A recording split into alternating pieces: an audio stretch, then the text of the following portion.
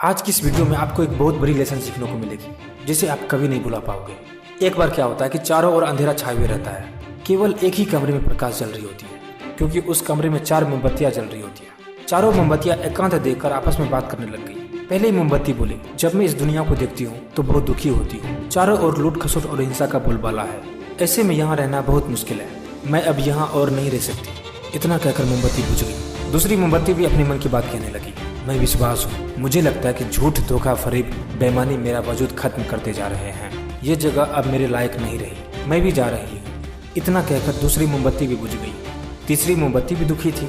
वह बोली, मैं प्रेम हूँ, मैं हर किसी के लिए हर पल जल सकती हूँ, लेकिन अब किसी के पास मेरे लिए वक्त ही नहीं बचा।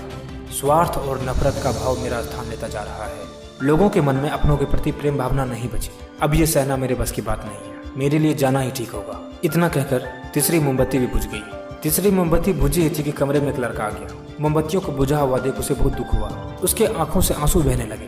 दुखी मन से वो बोला, इस तरह बीच में ही मेरे जीवन में अंधेरा कर कैसे जा सकती हो? तुम्हें तो अंत तक जलना था, लेकिन तुमने मेरा साथ छोड़ दिया। अब मैं क्या करूँगा? लड़के की बात सुन चौथी मोमबत्ती बोली, घबराओ नहीं दोस्त, मैं आशा हूँ और मैं तुम्हारे साथ हूँ। जब तक मैं जल रही हूँ, तुम मेरी लौ से दूसरी मोमबत्तियों को भी जला सकते हो।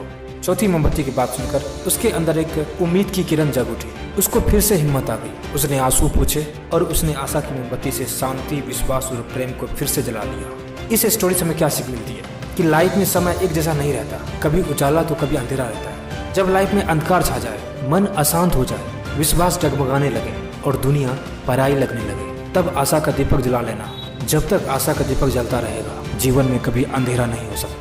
आशा, उम्मीद के बल पर जीवन में सब कुछ पाया जा सकता है, इसलिए कभी आशा का साथ मत छोड़ना।